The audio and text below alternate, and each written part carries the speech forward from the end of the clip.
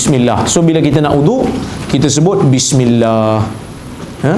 Ada sebahagian ulama seperti mazhab Syafi'i sendiri mengatakan paling sempurna ialah bismillahirrahmanirrahim. So kita berwudu. Baik. Sebahagian daripada ulama seperti mazhab Hambali, mereka mengatakan wudu ini wajib. Bismillah ini wajib. Kerana lafaz Nabi tadi lafaz fi'il amar. Fi'il amar ni maksud dia arahan. Kerana kita tahu arahan ni dalam kaedah usul fiqh dia panggil al-amru lil wujub. Bila ada arahan, menunjukkan arahan itu memberi makna wajib. Bila Nabi kata tawaddau, arahan, Nabi arahkan, hendaklah kamu berwudu dengan membaca bismillah, maka arahan itu menunjukkan wajib. Tetapi pendapat yang rajih, pendapat yang tepat ialah hanya sunnah. Kerana apa? Walaupun Nabi menggunakan perkataan arahan, tetapi di sana ada qarinah, di sana ada petunjuk yang menunjukkan bahawasanya ia tidak wajib. Apa dia? Antaranya ialah ayat Al-Quran tadi, yang mana Allah Ta'ala bila sebut tentang wudu, dia tak sebut tentang bismillah, dia hanya sebut tentang basuh muka. Takkan Quran nak ajar satu benda pada kita yang mana benda tu tak sah? Amatlah kita kata sangat-sangat ganjil lah. Jadi kita kata Nabi ajar, Nabi tambah benda yang Quran tak sebut, tapi tambahan tu bukanlah wajib, tambahan tu hanya sunnah. Baik. Membasuh kedua pergelangan tangan 3 kali sebelum wudu, ini juga sunnah. Ya. Berdasarkan hadis Humran Maula Uthman yang kita baca tadi, Uthman membasuh tangan dia 3 kali. Berdasarkan hadis Abdullah bin Zaid tadi 2 kali. Kedua-duanya sunnah. Kedua-duanya sunnah. Baik. Apa hukum mencelupkan tangan ke dalam air ketika berwudu? Hadis Abu Hurairah menyatakan ia dilarang lah. Berdasarkan hadis Abu Hurairah, Nabi SAW bersabda, "Idza tawadda'a ahadukum falyaj'al fi anfihi thumma liyanthur." Bila salah seorang daripada kamu ingin berwudu, hendaklah dia memasukkan air ke dalam hidungnya, kemudian hendaklah dia hembus. Sesiapa yang istijmar, sesiapa yang beristinja dengan batu, hendaklah dia menggunakan bilangan yang ganjil. Apabila idza staiqadha ahadukum min naumihi falyaghsil yadahu qabla ay yadkhulaha fi wudu'i. Apabila salah seorang daripada kamu bangun daripada tidur, hendaklah dia basuh tangan dia sebelum dia masukkan tangan dia ke tempat wudu, ke tempat air tu. Fa inna ahadakum la yadri aina batat yaduh. Kerana salah seorang daripada kamu, setiap orang daripada kamu tidak tahu di mana tangan dia tidur. Maksudnya Nabi kata, bila dia bangkit daripada tidur, dia kena basuh tangan sebelum dia celup tangan dia ke dalam bekas wudu. Sebab apa? Sebab Nabi kata dia tak tahu tangan dia tidur di mana. Ketika masa saya belajar dengan guru saya, Syekh Abdul Malik Sa'di, fiqh mazhab Syafi'i, dia sebut, dia kata hukum ni sebab Nabi tak bagi celup tangan dalam air ni, sebab zaman dulu ni zaman di mana orang biasa istinja dengan batu.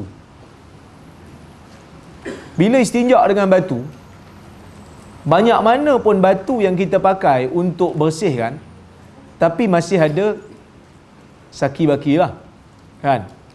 Jadi bila kita tidur, kadang-kadang kita tak sedar kita tersentuh tempat yang ada sedikit kekotoran tu. Jadi sebab itu Nabi tak bagi celup terus. Jadi sebab tu makruh tu. Itu kalau kita tak nampak najis lah. Kalau nampak najis memang dilarang lah, tak boleh lah, kerana kita akan mengotorkan air tu. Jadi cara yang tertibnya kita basuh dulu tangan tu supaya kita yakinkan diri kita tangan tu bersih daripada segala kekotoran. Okey. Walaupun hari ni hukum tu kita macam tak adalah, jaranglah orang istinja dengan batu sekarang ni, kan? Sekarang ni banyak yang guna air lah, terutama di Malaysia ni banyak guna air. Jadi adakah hukum ni masih kekal? Fuqaha mengatakan masih kekal lah. Kerana walaupun kita istinja tu dah kira bersih, pakai air ni kira bersih lah, hilang lah. Usah kata pakai air, kira air sabun lagi, Ada orang yang lebih dahsyat pada tu, kelorok lagi kan. Jadi maknanya bersih sungguh, tapi hukum ni masih kekal. Hukum ni masih kekal, iaitu kita nak menjaga kebersihan. Bila mana kita tak tahu tangan kita tidur di mana, mungkin garu mana-mana, jadi kita tak nak kotorkan air tu, kita basuh dulu tangan tu supaya tangan tu bersih. Baik. Jadi ulama berbeza pendapat dalam hukum mencelup tangan ke dalam bekas air. Makruh apabila syak ada najis, tidak kira bangun tidur di siang hari ataupun malam hari, atau rasa syak disebabkan hal yang lain. Ni pendapat mazhab Syafi'i dan inilah yang paling tepat lah. Berdasarkan maksud hadis tu, bukan Nabi sebut tu bukan hanya khas pada tidur. Bila kita syak tangan kita ada najis, rasa macam ada najis, rasa macam tak bersih, maka pada masa tu sunnah untuk basuh tangan dulu. Ada yang kata makruh apabila bangun daripada tidur, tidak kira waktu. Ini pendapat mazhab Hanbali. Ada yang kata haram apabila bangun tidur di waktu malam dan makruh apabila bangun daripada tidur waktu siang. Ini pendapat Daud Az-Zahiri. Dia kata kalau tidur malam jadi haram. Sebab dia orang ni tak guna maqasid. Dia tak guna illah. Mazhab Syafi'i dia kata Nabi mention bangun tidur tu bukan bangun tidur tu yang jadi matlamat. Bangun tidur tu sebab kita confirm bangun tidur tu kita tak sedar tangan kita sentuh apa. Jadi dia punya maksud ataupun dia punya objektif, bila mana tangan kita syak tak bersih, basuh dululah. Nabi mention tidur tu sebab tidur tu biasa, obvious. Gitu Baik. Yang ketiga perkara sunnah, siwak, gosok gigi. Berdasarkan hadis daripada Abi Hurairah, Nabi kata laula an asyqa ala ummati la amartuhum bisiwak inda kulli wudu. Kalau tidaklah aku tak nak menyusahkan umat aku akan perintahkan mereka untuk siwak, untuk bersugi setiap kali wudu. Jadi sebab tu sunnah. Nabi tak nak wajibkan, susah. Takut jadi susah pada umat dia, maka Nabi kata sunnah. Okey. Bila gosok gigi ni dibuat? Ada yang kata sebelum membaca bismillah kerana ia bukan termasuk dalam perbuatan wudu. Ada yang kata ia dilakukan sebelum berkumur. Sebab kita gosok gigi, lepas tu kita nak kumur kan. Kita bersugi, lepas tu kita nak kumur. Jadi waktu tu kita bersugilah. Yang penting bersugilah. Yang penting bersugi. Baik. Yang keempat, berkumur dan memasukkan air ke dalam hidung. Berdasarkan hadis daripada Laqit, dia kata, ya Rasulullah, akhbirni anil wudu. Ya Rasulullah, beritahu saya tentang wudu. Nabi kata, asbiril wudu. Hendaklah kamu sempurnakan wudu. Wa khallil bainal asabi'. Hendaklah kamu, dalam bahasa lama dia panggil menyelati. Maksud dia masukkan celah-celah jari itu dengan air, ratakan. Wa baligh fil istinsyaq illa an takuna sa'iman. Hendaklah kamu bersungguh-sungguh dalam memasukkan air ke dalam hidung kecuali jika kamu berpuasa. Hadis ni riwayat Tirmizi, kata Tirmizi hadis hasan sahih. Daripada Ali bin Abi Talib, dia mengatakan dia minta bekas air wudu, kemudian dia berkumur dan dia memasukkan air ke dalam hidung dan dia keluarkan dengan tangan kirinya, maka dia buat ni benda ni 3 kali. Kemudian dia kata, inilah cara Nabi SAW berwudu. So sunnahnya Ali tunjuk kan? Sunnah dia ambil air dengan tangan kanan, kumur, air yang sama sedut. Itu sunnah. Dalam hadis ditunjuk begitulah. Hadis Ali ni tunjuk gitu, ambil air, kumur, sedut terus. Air yang sama, sedut terus, keluarkan dengan tangan kiri. Lepas tu baru buang air kumur tu lah. Boleh? Ini kita cerita sunnah. Cerita yang Nabi tunjuk. Tak nak ustaz, saya nak buat macam lain. Pulang lah. Sunnah je. Tapi kalau ahli sunnah, dia pandang sunnah ni besar lah. Paling tidak dia kena buat lah. Alah ustaz bincang benda kecil-kecil ustaz. Iyalah, kita bincang kecil-kecil sebab benda besar sekali orang kata kita poyo pula bincang. Kita bincang benda kecil lah sebab kita orang kecil. Marhain saja. So benda tu kita nak tunjuk, kita amal sunnah walaupun sekecil-kecil perkara. So ini yang Ali tunjuk, macam mana cara Nabi buat. Sifat wuduk Nabi. ambil air, kumur, terus masuk ke hidung. Keluarkan dengan tangan kiri, kemudian luahkan air kumur tadi. Okey. Ulama berbeza pendapat tentang perihal berkumur dan memasukkan air ke dalam hidung. Ada yang kata kedua-duanya sunat. Ini pendapat mazhab Syafi'i, ini pendapat Hasan Al-Basri, Az-Zuhri, Al-Hakam, Qatadah, Rabi'ah, Yahya bin Sa'id Al-Ansari, pendapat Imam Malik, pendapat Auza'i, pendapat Lais dan pendapat Atha dan juga satu riwayat dalam mazhab Ahmad. Ada yang kata wajib. Ada yang kata wajib. Dia kata kedua-duanya adalah wajib di dalam wuduk dan mandi dan syarat sahnya. Ini pendapat Abu Layla, pendapat Hammad, Ishaq dan pendapat yang masyhur dalam mazhab Ahmad dan satu riwayat daripada Atha. Ada yang kata masa mandi je wajib. Ada yang kata sunnah. Dalam wuduk sunnah. Pendapat Syafi'i. Ada yang kata tak, wajib. Dalam wuduk dan dalam mandi. Ini pendapat Ahmad. Ada yang kata wajib dalam mandi. Ini pendapat Abu Hanifah. Jadi pendapat Syafi'i dalam masalah ni lebih kukuh lah. Lebih kukuh. Baik. Bagaimana kaifiat berkumur dan masukkan air dalam hidung? Ambil air menggunakan tangan kanan, menghembus air keluar dari hidung dengan tangan kiri. Sebab hadis Ali tadi. Boleh diasingkan antara berkumur dan masuk air dalam hidung, tetapi afdalnya dilakukan serentak seperti mana hadis-hadis yang disebutkan. Sebab tu kita kata afdal. Kita nak dapat pahala kan? Jadi kita buat cara yang disebut dalam hadis. Bagi sama. Baik. Setakat ni lah, bila kita baca hadis-hadis ni, tuan-tuan rasa tuan-tuan buat sama ke tak sebelum ni? Ke sama? Kalau sama tu kira kemas lah tu kan. Kalau tak sama tu tuan-tuan kita kena ubah sikit lah. Susah Ustaz, saya dah 25 tahun ambil wuduk macam yang saya buat. Tak apa, kita ubah sikit-sikit. Kadang-kadang memang lupa sebab kita dah buat benda yang biasa kita buat. Saya dulu kan, sama juga macam tuan-tuan juga. Sapu sikit-sikit kan. Bila kita dah belajar hadis, kita nak sapu keseluruhan, tapi kadang-kadang lupa juga. Tapi sekarang ni tak lupa dah lah sebab kita dah buat kan. Kita dah selalu buat. So kita konsisten buat. Selagi mana kita ingat kita buat. Baik. Meratakan air celah-celah janggut. Yang ni dipanggil takhlilul lihyah. Meratakan air celah janggut. Ada hadis daripada Anas bin Malik.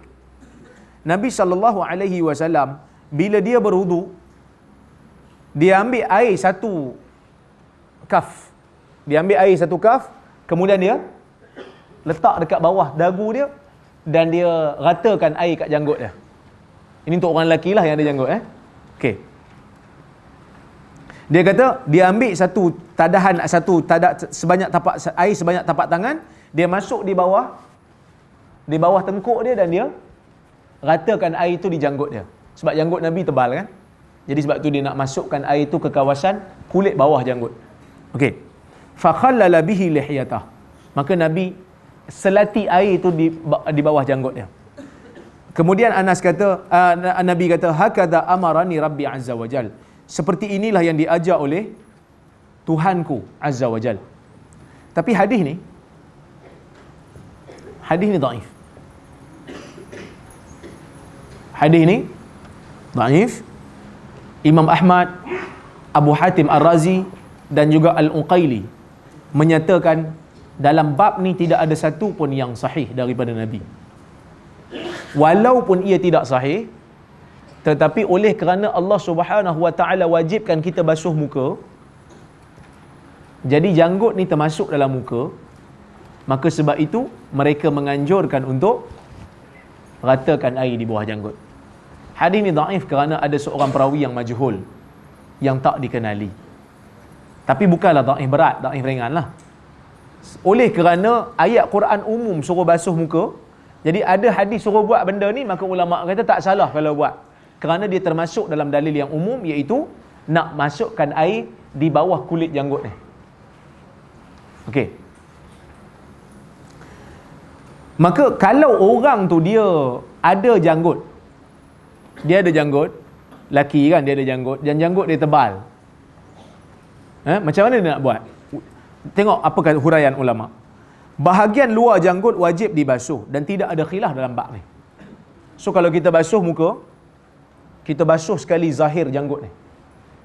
Zahir janggut ni basuh sekali, wajib. Okey. Jika janggut tebal, tidak wajib membasuh bahagian kulit di bawah janggut. Ini pendapat mazhab Syafi'i, Maliki, Abu Hanifah dan Ahmad. Sebab apa? Sebab tersembunyi. Kerana yang wajah ni, wajah apa yang nampak. Kulit bawah tu tak nampak dah. Itu kalau tebal. Apa had tebal tak tebal? Ada yang kata penilaian masyarakat. Orang tanya orang, janggut aku tebal tak? Ada yang kata gitu. Ada yang kata tengok. Kalau nampak, tengok dekat-dekat, nampak kulit, tak tebal lah. Kalau tak nampak kulit, tebal lah. Jadi kalau tebal, hanya wajib basuh zahir. Ada yang kata, kalau janggut tebal tetap wajib dibasuh bahagian dalam kulit di bawah janggut. Ini pendapat Imam Al-Muzani dan Abu Thawr. Jika janggut nipih, ini tak ada khilaf lah. Basuh bawah, basuh janggut dan basuh bawah janggut. Contohnya macam ada orang dia, tuan-tuan, bukan semua orang ada janggut tebal. Kan? Kadang-kadang ada orang janggut dia 2-3 helai. Itu pun dah bangga sangat. Kan? Jadi kalau janggut dia 2-3 helai, kesian kat dia kan. Jadi masa tu dia kena basuh lah kulit-kulit tu kan. Yang tu memang tak ada lah, tak ada beza lah. Tapi kalau memang janggut dia tebal, yang tu ada khilaf. Kalau ikut mazhab Syafi'i tak perlu basuh dalam lah. Tapi tetap dia disunnahkan untuk takhlil. Maksud dia ambil air satu tadahan tangan, masukkan air kawasan supaya kenalah kulit. Kena kulit di bawah tu. Baik. Yang keenam, meratakan air celah-celah jari dan celah-celah jari tangan dan kaki. So bila kita ambil wuduk tu, kita masukkan air, selatkan jari supaya celah-celah tu kena air. Sebab nak bagi rata. Kalau tak buat pun tak apa, tapi sunnah buatlah. Daripada Ismail bin Kathir, katanya saya mendengar Asim ibn Laqit ibn Sabrah daripada ayahnya mengatakan, saya mengatakan, ya Rasulullah, beritahu saya tentang wuduk. Nabi sebut benda yang sama tadi. Hadis yang kita baca tadi, Nabi sebut sempurnakan wuduk, khalil bainal asabi', selati antara jari-jari.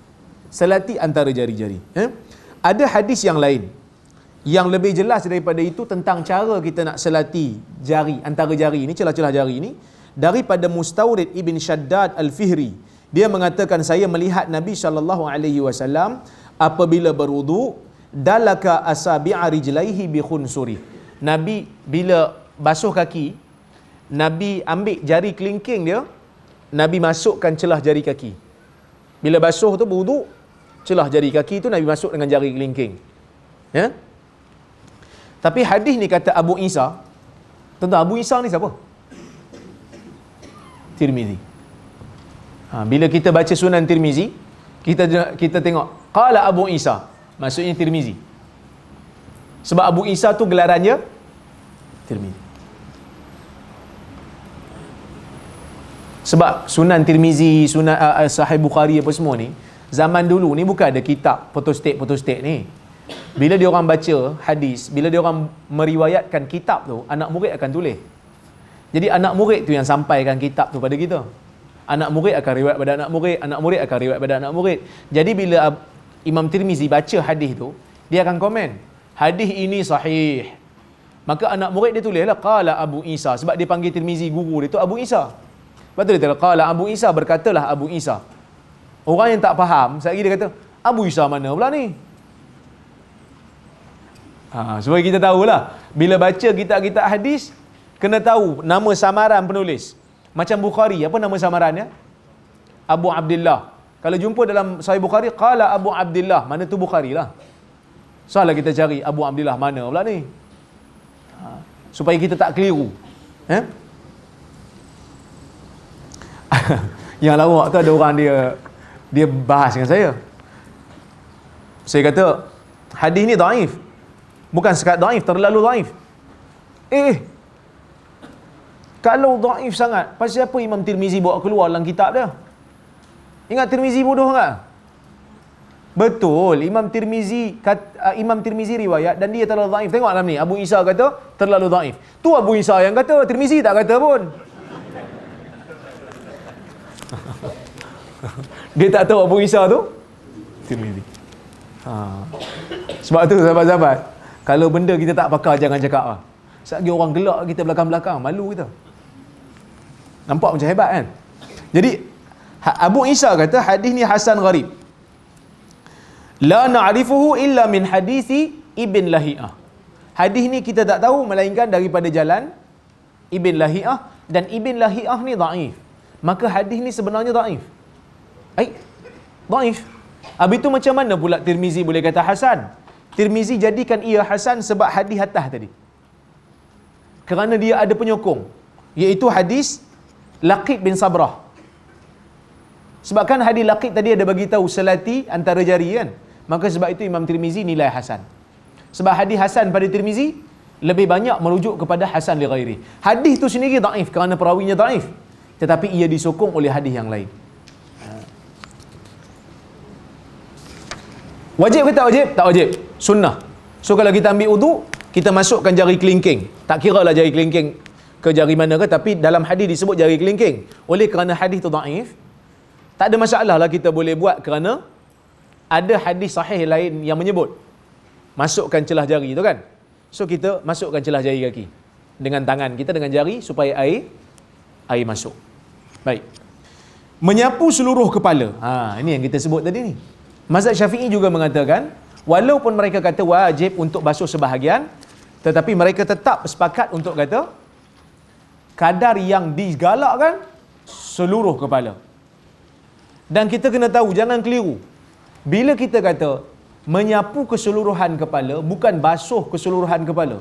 Kita tak nak buat, kadang-kadang kita silap faham. Kita dah ingat, susah nak basuh seluruh kepala Ustaz. Sekali basahlah baju saya air menitik. Bukan basuh, sapu. Basahkan tangan dengan air, sapu macam mana kita tunjuk tadi. Bukan ambil paip letak kat kepala. Lepas tu basuh, jenuh lah kan. Basahlah kepala. Bukan yang tu yang dimaksudkan. Baik. Imam Nawawi menegaskan dalam Al-Majmu', adapun hukum hal ini, sepakat ulama mazhab Syafi'i bahawa disunatkan menyapu keseluruhan kepala berdasarkan hadis ini dan hadis-hadis yang lain. Dan untuk keluar daripada perbezaan pendapat ulama, cara menyapu kepala yang disebutkan oleh penulis iaitu Imam Syirazi disepakati sunatnya berdasarkan kepada hadis. So maksudnya ulama mazhab Syafi'i sangat-sangat menggalakkan sapu keseluruhan kepala. So kita lepas ni tukarlah. Jangan sapu sebahagian lah. Kalau boleh janganlah. Kita buat seluruh. Kerana itu lebih selamat. Kerana ada mazhab kata wajib. Paling tidak bila kita buat, kita dah selamatkan diri kita daripada wuduk tak sah. Walaupun saya sebut tadi pendapat yang tepat hanya sebahagian, tetapi afdal keseluruhan. Menyapu kedua telinga. Berdasarkan hadis Sunan Tirmizi yang Nabi SAW sapu kepala dan kedua telinga. Zahirihuma wa batinihuma. Nabi sapu kepala dan Nabi terus sapu telinga. Basuh basuh ke sapu-sapu kan? Kalau basuh telinga ambil air, basuh kan? Ini kita sapu saja. Maknanya kita air tu kita sapu luar dan dalam. Dalam telinga dan luar.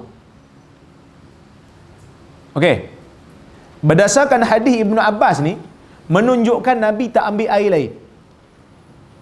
Lepas sapu kepala, dah sapu, reverse balik, terus sapu telinga. Hadis ni tak tunjuk Nabi ambil air lain. Air yang sama. Okey. Daripada Ibnu Abbas, Nabi SAW berwudu. Kemudian dia cedok air, dia kumur dan dia masukkan ke dalam hidung. Kemudian dia cedok air, dia basuh muka dia. Kemudian dia cedok air, dia basuh tangan kanan dia. Kemudian dia cedok air, dia basuh tangan kiri dia. Kemudian dia sapu kepala dia dan tangannya luar dan dalam. Baik. Dia basuh dia sapu telinga, dalam saja dengan jari telunjuk bahagian dalam. Luar dia dengan jari ibu jari. Kemudian dia cedok lagi air, dia basuh kaki kanan, cedok basuh kaki kiri. Suatu cara wuduk yang ditunjukkan oleh Ibnu Abbas berdasarkan hadis riwayat Nasa'i. Imam Nawawi sebut khilaf. Pendapat mazhab Syafi'i dia kata sunat menyapu telinga. Ada yang kata wajib, iaitu pendapat Ibnu Abbas, pendapat Ibnu Umar, Abu Musa dan pendapat Ibn al-Musayyib dan Umar bin Abdul Aziz. Ini juga pendapat Abu Hanifah dan Ahmad. Ada hadis yang Nabi kata al-udhunani minar ra's. Dua telinga daripada kepala. Maksud Allah Ta'ala sebut sapu kepala tu rukun. Ada hadis kata dua telinga sebahagian daripada kepala, maka kena sapu juga telinga. Tapi hadis itu diperselisihkan oleh para ulama. Sebahagian kata ia bertaraf hasan, sebahagian kata dia bertaraf dhaif. Mazhab Syafi'i kata hanya sunnah, kerana dalil tak sebut, dan dalil yang kata telinga daripada kepala tu pun diperselisihkan oleh para ulama. Sebahagian ulama mengatakan ia dhaif. Boleh? Boleh? Maka sebab itu mazhab Syafi'i kata sunnah. Nak keluar daripada khilaf, buat sapu telinga. Dan saya rasa yang ni tak ada masalah sangat lah. Tak ada masalah sangat sebab biasanya sapu telinga ni tak adalah berat sangat. Boleh buat. Tak sampai seminit selesai sapu telinga. Kan? Kalau buat pasal apa? Tinggal sapu telinga ni. Malas sungguh. Kan? Itu memang tahap maharaja punya malas lah.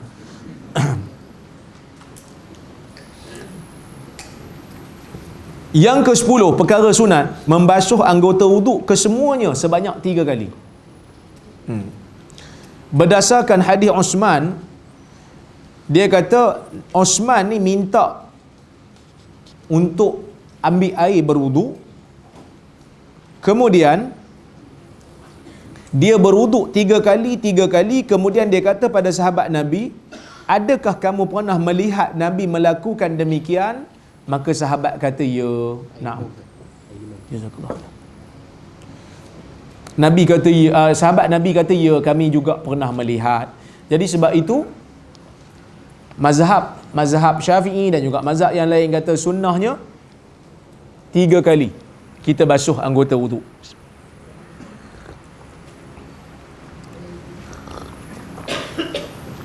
Berdasarkan hadis Osman.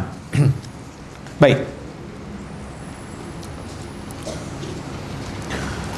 Kadar wajib cuma sekali. Kalau basuh 2 kali, apa hukum? Sunnah. Kalau 3 kali, sunnah. Sekali, wajib. Nampak? Basuh sekali, wajib. 2 kali, dapat pahala sunnah. 3 kali pun, sunnah. Lebih? 4 kali.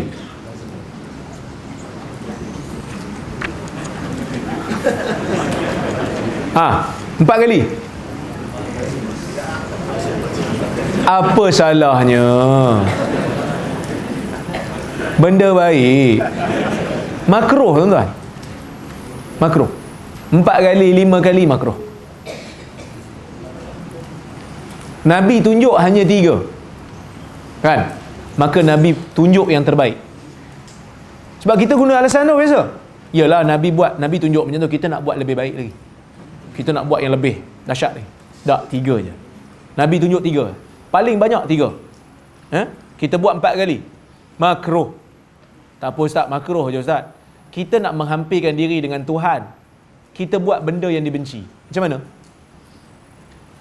Makruh kan dibenci.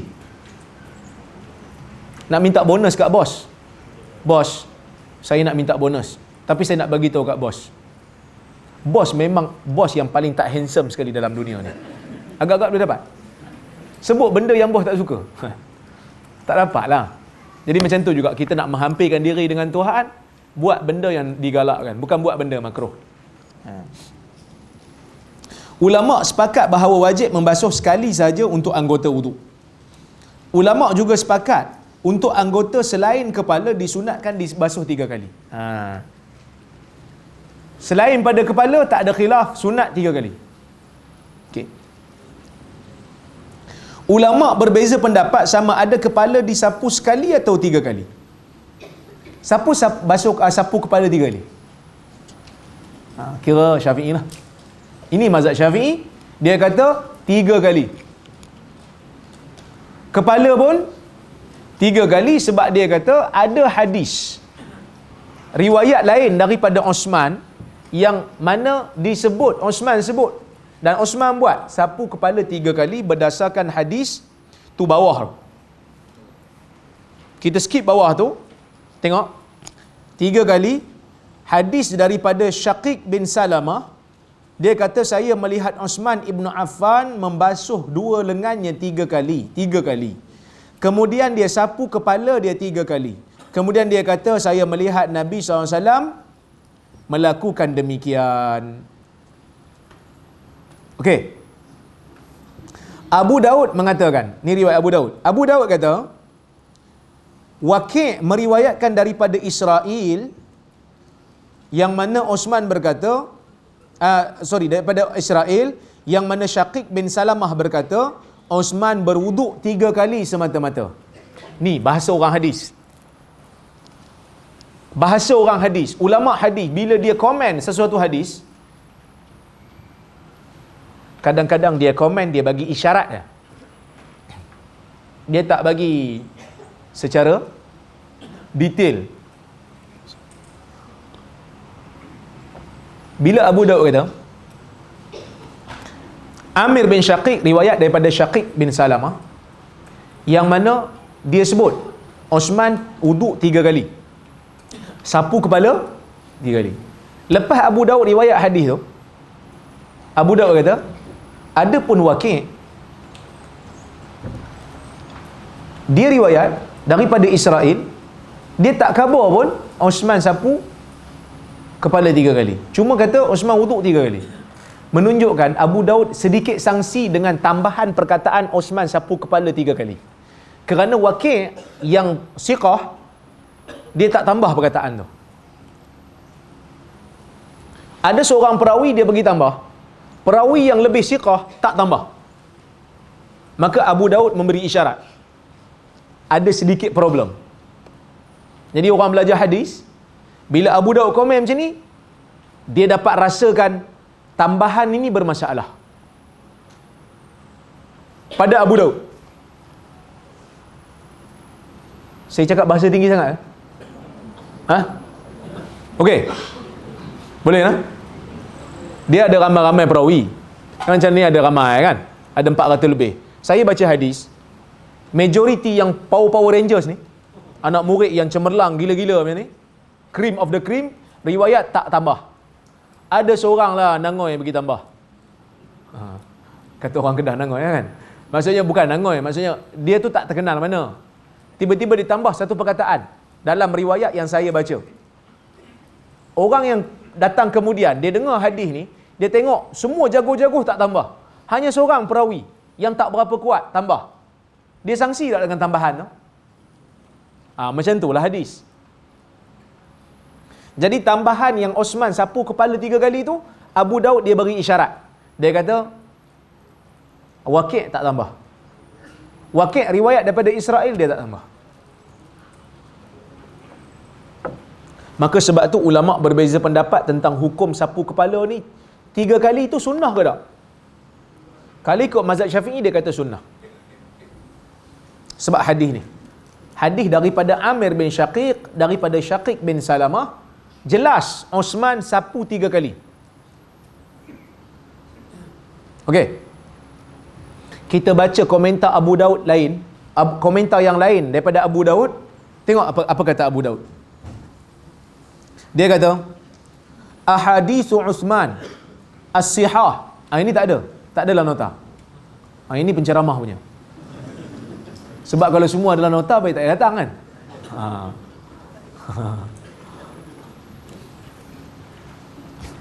Ahaditsu Utsman as-sihah kulluha tadullu ala anna mashar ra'si marrah. Hadis riwayat Utsman yang sahih-sahih daripada anak murid Utsman, semuanya menunjukkan sapu kepala hanya sekali. Ini komentar Abu Daud. Abu Daud Abu Daud As-Sajistani, pengarang kitab sunan. Sekejap lagi saya bagi tahu sekejap lagi. Dia ni ahli sunnah. Okey. Kata Baihaqi. Baihaqi mazhab apa? Syafi'i. Akidah dia apa? Asy'ari. Dia kata apa? Qad ruwiya min awjuhin gharibah an Uthman radhiyallahu anhu zikru tikrar atau takrar fi mashir ra's illa annaha ma'a khilafil huffaz as-siqat laysat bihujjah inda ahli al-ma'rifah wa in kana ba'du ashabina yahtajju bihi. Semua dia kata, telah diriwayatkan daripada wajah-wajah yang gharib, telah diriwayatkan daripada jalan-jalan yang ganjil. Daripada Uthman ada tambahan perkataan ulangan sapu kepala. Tetapi semua riwayat-riwayat itu bercanggahan dengan riwayat perawi yang hafiz dan siqat. Mana perawi-perawi besar. Yang mana ia bukan hujjah di sisi ulama yang mempunyai pengetahuan dalam hadis. Walaupun sebahagian daripada sahabat-sahabat kita yang bermazhab Syafi'i berhujjah dengannya. Berhujjah maksud nak kata sunnah sapu 3 kali. Jadi Baihaqi yang bermazhab Syafi'i dalam isu ni pun nampak macam dia tak sokong lah. Nampak macam dia agak sedikit cenderung kepada Wahabi. Maksud dia tak pegang satu mazhab lah. Dia mazhab Syafi'i Baihaqi ni. Dia tulis Sunan Kubra nak sokong Imam Syafi'i. Nak bagi tahu Imam Syafi'i ni ada hujah, ada asal. Tapi dalam isu ni dia tetap kata tak ada. Tak ada yang sahih. Apa kata Imam Nawawi? Ini pun tak ada dalam nota. Apa kata Imam Nawawi? Bila dia baca pandangan Imam Baihaqi ni, dia kata apa? Dia kata as-sahih fi ahadits Uthman wa ghairihi mashhur ra's marrah wa qad salama lahumul Baihaqi fi hadha wa qad salama lahumul Baihaqi hadha wa qad sallama lahumul Baihaqi hadha wa i'tarafa bihi wa lam yujib anhu ma'a annahu al-ma'ruf bil intisar madhhab Syafi'i. Imam Nawawi juga mazhab Syafi'i. Dia kata yang sahih daripada hadis Uthman dan selainnya sapu kepala hanya sekali. Dan Baihaqi juga menerima kenyataan ini. Dan dia mengiktiraf kesahihannya. Dan dia tidak cuba menjawab. Dia tidak cuba untuk jawab, untuk menolak orang yang kata sekali itu sunnah. Dia tak cuba. Dia tak jawab pun. Macam mana orang boleh kata 3 kali itu sunnah? Dia pun tak jawab. Maka dia kata, sedangkan dia dikenali sebagai orang yang sentiasa menyokong mazhab Syafi'i. Bila kita baca tuan-tuan, ulama-ulama dulu punya penilaian, kita akan dapati mereka sangat berlapang dada. Bila mereka lihat imam mazhab mereka telah melakukan sesuatu yang tak sama dengan hadis, dalam isu tu mereka akan pergi pada hadis. Ini yang kita sebut selama ni. Yang kita sebut ni bukan makna kita nak kata kita hebat daripada Syafi'i, dah. Tapi bila kita baca pandangan ulama-ulama, tuan-tuan kalau baca yang ni, tuan-tuan nak kata sunnah sekali ke 3 kali? Sekali ke 3 kali? Sekali lah. Siapa yang kata sekali? Abu Daud. Siapa yang kata sekali? Baihaqi. Dia orang ni kira tahap mujtahid ke tak dalam hadis? Mujtahid lah. Sebab tu dia orang kata, dia orang faham, Imam Syafi'i kata idza sahal hadis fa huwa madhhabi. Bila hadis itu sahih maka itulah mazhab aku. Dia orang faham hakikat ni. Bukan kita yang nilai hadis itu sahih ke tak sahih. Kita hanya mengikut mereka ini, dan mereka memberikan alasan kenapa hadis yang kata 3 kali itu tak sahih. Mereka kata kerana ia riwayat Amir bin Syaqiq, yang mana Amir bin Syaqiq ini dhaif. Ada satu lagi jalan yang mana tambahan tu disebut oleh Abdul Rahman ibn Wardan, dia juga tidak kuat dan tidak kukuh, dipertikaikan hafalan dia. Maka kedua-dua jalan yang menunjukkan sapu kepala 3 kali itu tidak sahih dari sudut riwayatul hadis, dari sudut ilmu hadis riwayah tak sahih.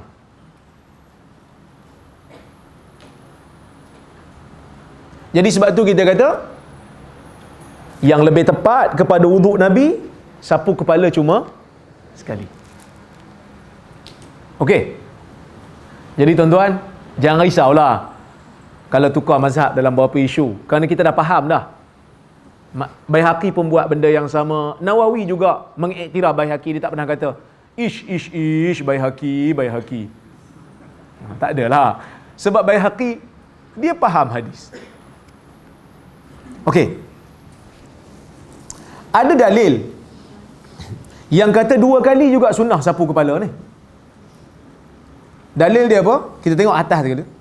Daripada Rubai' binti Muawwidh ibni Afra, Nabi SAW sapu kepalanya 2 kali. Dia mula dengan ke belakang, kemudian dia ke depan, kemudian dia sapu telinga dia, kedua-duanya luar dan dalam. Kata Abu Isa Tirmizi, hadis hasan. Tetapi hadis Abdullah bin Zaid lebih sahih daripada hadis ni dan lebih cantik sanadnya daripada hadis ni. Sebahagian daripada ahli Kufah berpegang dengan hadis ni, antaranya Waqi' bin Jarrah. Hadis ni dia kata sapu kepala 2 kali. Tetapi hadis sapu kepala 2 kali ini dipertikaikan oleh para ulama kesahihan dia. Kerana ada perawi yang bernama Abdullah bin Muhammad bin Uqail, yang mana dia ni dhaif. Walaupun dhaif, sebahagian ulama cuba untuk fahami 2 kali itu bukan maksud 2 kali macam mana kita faham. 2 kali itu maksud sapu tu sekali ke belakang, sekali ke depan. 2 kali ya. Tapi ada ulama kira yang tu sekali. Jadi tak ada isu lah. Maksudnya kita sapu cuma sekali lah. Sekali ke depan dan ke belakang. Mana ke depan dan ke belakang boleh, ke belakang dan ke depan pun boleh. Kerana dua-dua ada hadis. Boleh? Boleh? Kita tengok orang ambil wuduk, dia sapu kepala dia 3 kali. Jangan lempang dia. Minta tolong. Kita bincang, bila kita tengok dia sapu 3 kali, kita tahulah dia mazhab Syafi'i dalam isu tu. Dia tengok kita buat sekali, dia pun tengok, okey, Baihaqi. Maksudnya jumhur lah, majoriti lah. Tak ada lah bila tengok orang buat lain, oh sesat, ni sesat, ni sesat. Isu fiqah pun, isu fiqah, hadis dia berbeza-beza kan. Okey, jadi yang sunnahnya hanya sekali. Yang ke-11, sunnah memulakan dengan anggota kanan. Daripada Abu Hurairah, Nabi SAW bersabda, "Idza tawadda'tum fabda'u bimayaminikum." Hadis ini bertaraf hasan seperti mana yang disebut oleh Imam Nawawi. Apabila kamu berwuduk, maka mulalah dengan kanan dulu. So kita mula dengan kanan ya. 12, berturut-turut. Maksud dia jangan pisah-pisahkan antara anggota wuduk. Jangan pisah-pisahkan. Berdasarkan kepada hadis riwayat Nafi' daripada Abdullah bin Umar, perbuatan Abdullah bin Umar sendiri, dia kata bala fi suq, dia kencing di pasar. Summa tawadda'a faghasala wajhahu wa yadayhi wa masaha ra'sahu, summa du'iya li janazatin liyusalli 'alaiha hina dakhala al-masjid famasaha 'ala khuffai summa shalla 'alaiha. Dia kencing di masjid, dia kencing di pasar, kemudian dia berwuduk, basuh tangan, basuh kaki, sapu kepala, kemudian orang panggil dia untuk salat jenazah. Dia pun pergi, bila nak masuk masjid, dia sapu khuf dia sapu stokin dia. Maksud dia, masa dia ambil wuduk tu, dia bukan di masjid, dia di pasar. Bila dia dipanggil ke masjid, dia tak basuh kaki, dia dah basuh semua, kaki dia tak basuh lagi. Sampai ke masjid, nak masuk masjid, baru dia sapu khuf dia. Ini menunjukkan bahawasanya muwalah itu bukanlah rukun. Pada mazhab Syafi'i, muwalah bukan rukun. Berturut-turut tu bukan rukun, ia sunnah. Kalau orang ambil wuduk, dia tak berturut-turut. Maksudnya dia ambil wuduk di rumah, basuh muka apa semua, kaki tak basuh, sampai masjid baru basuh, sah wuduk dah. Tapi kalau dia basuh kaki siap-siap, juga sah, bahkan itu lebih utama, sunnah. Imam Nawawi menyebutkan pendapat ulama berkaitan hal ini. Dia kata jika perbuatan wuduk terpisah seketika sahaja, maka wuduk tersebut sah menurut kesepakatan ulama. Jika terpisah untuk tempoh yang lama, ulama berbeza pendapat. Yang mengatakan sah ialah Umar bin Al-Khattab, Ibn Umar, Sa'id bin Musayyib, Atha, Taus, Hasan Al-Basri, Nakhai, Sufyan Al-Thawri, salah satu riwayat daripada Ahmad, Daud Az-Zahiri dan mazhab Syafi'i dan Ibn Munzir. Yang menyatakan wajib berturut-turut ialah Qatadah dan satu riwayat daripada mazhab Ahmad. Satu riwayat daripada mazhab Ahmad dia kata kena berturut-turut. Tapi riwayat daripada Ibnu Umar menunjukkan tak. Ada hadis yang lain, riwayat Muslim yang lebih jelas daripada itu. Umar bin Al-Khattab mengatakan sesungguhnya seorang lelaki berwuduk dan dia meninggalkan maudhi'a dhufrin ala qadamihi fa absarahu nabi. Dia meninggalkan satu kawasan sebesar kuku tak dibasuh air. Dia ambil wuduk, ada satu kawasan kaki dia tak ambil, tak kena air. Mungkin ada halangan ke apa ke, mungkin ada macam pelekat ke apa ke, getah ke apa, tak kena wuduk. So Nabi nampak, Nabi kata irji' fa ahsin wudu'ak, balik basuh kaki tu balik. Kerana ada riwayat lain suruh basuh kaki, Nabi tak suruh, ulang balik. Sedangkan antara waktu Nabi nampak dia wuduk dengan waktu dia ambil nampak kaki dia tak kena air dengan waktu wuduk tu dah ada pemisah dah ada ruang jarak waktu. Ini menunjukkan bukti mualah itu tidak wajib. Dan inilah pendapat yang saya pegang, mualah itu tidak wajib, ditunjuk pula oleh Ibnu Umar radhiyallahu anhuma. Tapi Imam Malik dia ada beza pendapat, dia kata kalau ada uzur tak apalah, tak mualah. Kalau tak ada tak boleh, kena berturut-turut. Tapi wallahu a'lam berdasarkan dalil nampak mazhab Syafi'i lebih tepat dalam isu ni. Okey. Yang ketiga, berjimat menggunakan air. Jimat guna air ni pun satu hal jugalah. Maksudnya kita guna air nak ambil wuduk ni janganlah kita membazir. Buka air sebesar-besar Niagara Fall. Buka macam air air terjun Niagara punya kuat. Tak payahlah, kita ambil sekadar. Sekadar aja. Nabi pernah mengambil wuduk dengan mud, dengan satu tadahan tangan air. Nabi pernah mandi dengan satu cupak, 4 tadahan tangan air. Macam? Boleh? Cukup Ustaz. Cukup. Cuma kita ni banyak membazir. Kan? Baik.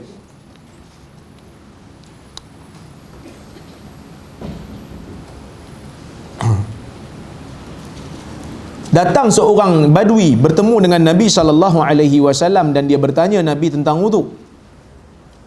Nabi kata perawi mengatakan fa'arawul wuduk salasan.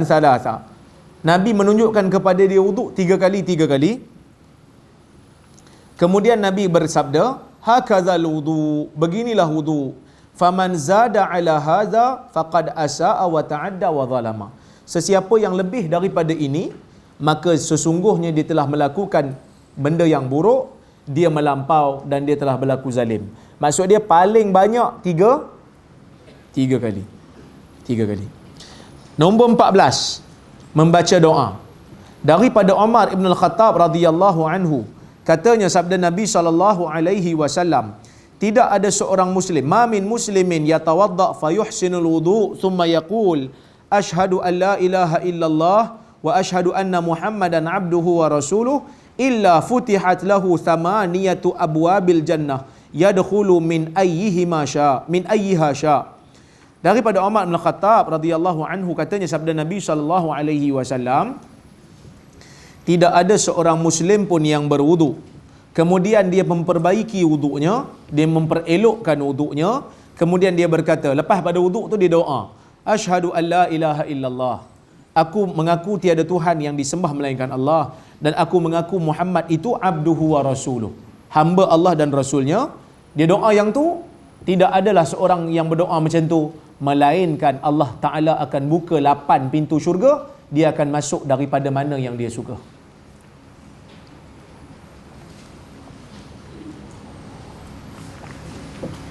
So sunnah lah, kan? Sunnah. Baik. Ada tambahan doa ni yang biasa kita buat, kan?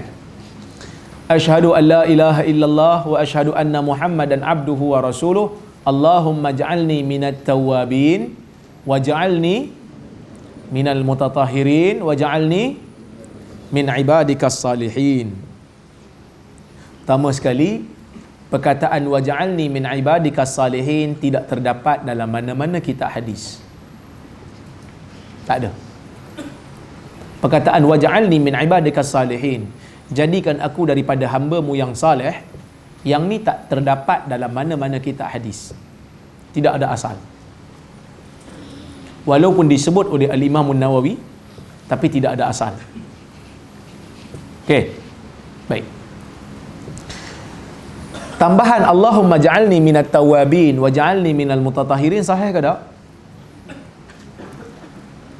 Tak sahih. Tak sahih. Kata Imam Tirmizi, sanad dia berlaku ittirab. Sanad dia berlaku percanggahan. Kata Imam Bukhari, masa Imam Tirmizi tanya riwayat ni, dia kata riwayat ni dhaif kerana Abu Idris tidak pernah mendengar daripada Umar, maka riwayat sanad dia terputus. Maka riwayat yang sahih doa asyhadu an la ilaha illallah wa asyhadu anna Muhammadan abduhu wa rasuluh. Salah ke ustaz nak doa? Tak salah. Doa ni tak salah. Walaupun tak ada riwayat sahih, tak salah nak doa. Sebab ni doa. Allahumma ja'alni minat tawwabin. Ya Allah, jadikan aku daripada kalangan orang yang bertaubat. Wa ja'alni minal mutatahhirin. Jadikan aku orang yang suka menyucikan diri. Doa kan? Tak payah ada hadis pun boleh doa. Cuma jangan sandar kat Nabi lah secara pasti, kerana ia tak sahih. Daif, tidak sahih. Maka tak boleh sandar secara pasti daripada Nabi SAW. Ada tak doa lain? Ada doa lain. Seperti contoh, doa daripada Abu Sa'id Al-Khudri radhiyallahu anhu, dia baca subhanakallahumma wa bihamdik asyhadu an la ilaha illa ant astaghfiruka wa atubu ilaik. Hadis ini sahih secara mauquf. Maknanya amalan Abu Sa'id Al-Khudri. Dia amalan Abu Sa'id Al-Khudri yang kita boleh baca. Okey.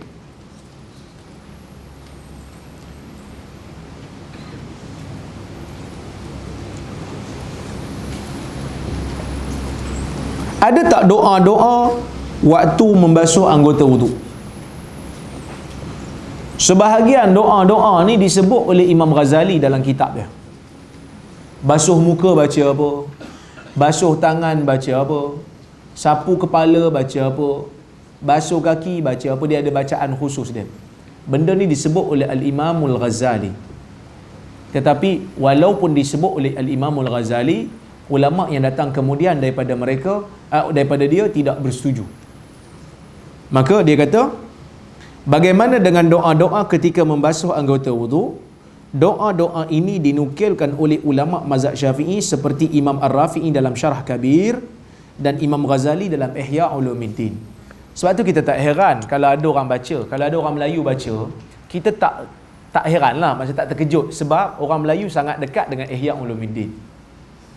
Kerana memang kita baca Ihya Ulumuddin ni dulu. Di masjid-masjid pun dibaca. Cuma kitab Ihya ni dia ada penilaian ulama yang datang kemudian. Al-Iraqi dia datang, dia nilai balik hadis-hadis dalam tu. Maka dia kata ada yang tidak ada asal, ada yang palsu, ada yang daif, tetapi banyak juga yang sahih. Bukan tak ada langsung yang sahih, ada yang sahih. Jadi ulama yang datang kemudian, bila dia tengok kitab Ihya ni kitab bagus, kitab yang menjadi rujukan, orang pakai, orang rujuk. Jadi sebab itu dia orang datang, dia orang nilai balik hadis dalam tu untuk menambah nilai dan mengangkat lagi martabat dia. Kerana mana-mana orang yang menulis kitab, sama ada dia ulama besar ke, dia ulama kecil ke, dia orang biasa ke, bila dia menulis akan adalah kesilapan. Kerana kitab yang tak silap ni Quran je. Bukhari yang menulis kitab Sahih Bukhari tu pun orang kritik juga. Sehingga kan ulama hadis yang datang kemudian, bila dia tengok orang kritik Bukhari, mereka kata apa? Aballahu ayyakunal kitab ka kitabi. Allah Ta'ala tak akan izinkan ada satu kitab macam satu kitab yang ditulis manusia macam kitab dia. Sebab itu orang kritik juga Sahih Bukhari tu. Orang kritik juga Sahih Bukhari. Jadi macam tu juga Ihya. Bila dia ditulis oleh Imam Ghazali, hebatlah kitab tu. Tapi ulama yang datang kemudian, dia tengok kitab ni bagus, orang baca. Apa kata kita tambah nilai dengan kita nilai hadis dia supaya orang tahu mana yang sahih, mana yang tak sahih, mana yang palsu, mana yang tidak ada asal. Maka sebab itu Al-Iraqi menulis kitab Al-Mughni an Hamlil Asfar fil Asfar. Dia tulis satu kitab, dijadikan kitab dia tu sebagai nota kaki kepada kitab Ihya Ulumuddin. Maka hari ni kalau kita beli versi Ihya Ulumuddin versi Arab, biasanya ada nota kaki daripada Iraqi. Iraqi ni bukan ulama kecil tuan-tuan. Iraqi ni ulama besar. Dia ulama hadis besar. Dia ada banyak kitab. Dia ada tulis kitab Tarhut Tathrib, syarah kepada hadis-hadis. Dia ada tulis kitab At-Taqyid wal Idah. Dia ada Alfiyah. Alfiyah ni 1000 bait menjelaskan tentang mustalah hadis, ulum hadis. So dia bukan calang-calang orang. Dia ulama besar. Kita sayang dekat Imam Ghazali. Kita juga hormat dengan Imam Iraqi. Yang kritik tu Iraqi. Pada-padalah nak bela pun. Kadang-kadang bila kita sebut benda ni, kita pula yang kena serang. Kan? Kapil lagi lah Ruzaimi lepas ni kerana mengkritik Imam Ghazali. Bukan kita kritik, Iraqi yang kritik. Jadi Imam Ghazali sebut benda ni dalam kitab Ihya. Maka yang kritik siapa? Yang kritik bukan Ruzaimi, yang kritik Nawawi. Dia kata apa? Wa ammad du'a al-madhkur fala aslalahu wa dhakarahu kathirun minal ashab wa lam yadhkuruhu al-mutaqaddimun. Kata Imam Nawawi dalam Majmu', adapun doa yang disebutkan itu, doa setiap anggota, basuh muka, baca apa semua ni, menghadkan doa pada tempat-tempat yang tertentu. Dia kata adapun doa yang disebut tidak ada asal. Makna tak disebut dalam mana-mana hadis. Ya? Disebut oleh ramai ulama mazhab. Ulama mazhab Syafi'i ramai sebut. Tetapi ulama mazhab Syafi'i yang awal tidak menyebut. Yang awal-awal tak sebut. Yang sebut ni yang kemudian. Baik. Boleh tuan? Boleh ya? Kita dah habis dah perkara sunat. Kita akan masuk kepada satu bab, iaitu perkara yang membatalkan wudu. Nawaqidul wudu.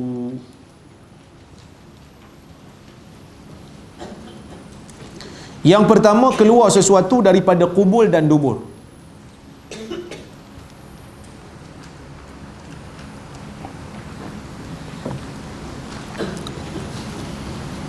Firman Allah, au jaa ahadum minkum minal ghaid. Apabila datang salah seorang daripada kamu daripada ghaid. Ghaid ni tempat buang air. Kawasan yang rendah, tempat buang air. Jadi bila kita datang lepas daripada buang air, batallah wudu.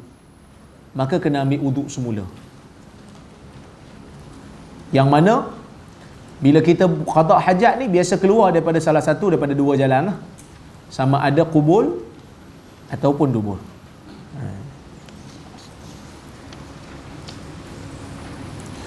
Daripada Abi Hurairah, katanya qala Rasulullah sallallahu alaihi wasallam, la yazalu ahadukum fi salatin ma dama yantadhiruha wa la tazalul malaikah tusalli ala ahadikum ma dama fil masjid.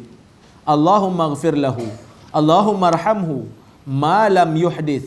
Faqala rajulun min Hadramaut, wa mal hadath ya Rasulullah, wa mal hadath ya Aba Hurairah? Qala fusaun aw durat.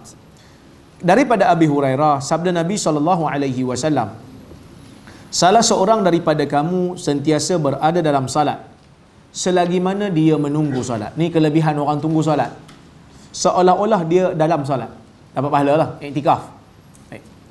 Malaikat sentiasa mendoakan orang yang dalam masjid selagi mana dia menunggu waktu solat. Apa malaikat doa? Allahumma ghafir lahu, wahai Tuhan ampunkan dia. Allahumma rahamhu, ya Allah Tuhan sayangkan dia. Wahai Tuhan sayang kat dia. Selagi mana dia tidak berhadas. Kita duduk dalam masjid, kita tunggu waktu solat, malaikat akan doa kat kita kalau kita ada wudu. duduk iktikaf, tunggu waktu solat, kita dapat doa malaikat walaupun kita tak dengar. Malaikat doa supaya Allah ampun kita, malaikat doa supaya Allah Ta'ala sayang kat kita. Selagi mana kita tak berhadas. Bila berhadas, maka malaikat berhenti doa. Maka sahabat daripada Yaman ni, anak murid Abu Hurairah daripada Yaman, dia tanya ke Abu Hurairah, dia kata, wa mal hadatsu ya Abu Hurairah, apa itu hadas wahai Abu Hurairah? Abu Hurairah kata, antara hadas itu fusaun au durat, angin yang keluar daripada dubur, sama ada berbunyi, sama ada tak berbunyi ataupun berbunyi. Maksud dia angin yang keluar daripada dubur ni, kita kentut tak ada bunyi pun membatalkan wuduk. Jadi kalau kentut yang tak ada bunyi batal wuduk, kalau keluar objek lagilah batal, kan? Faham? Kan? Kita cover tak bagi bunyi, kan? Batal wuduk. Apatah lagi kalau keluar objek, lagilah batal. Okey. Begitu juga kalau kencing lah pun batal wuduk.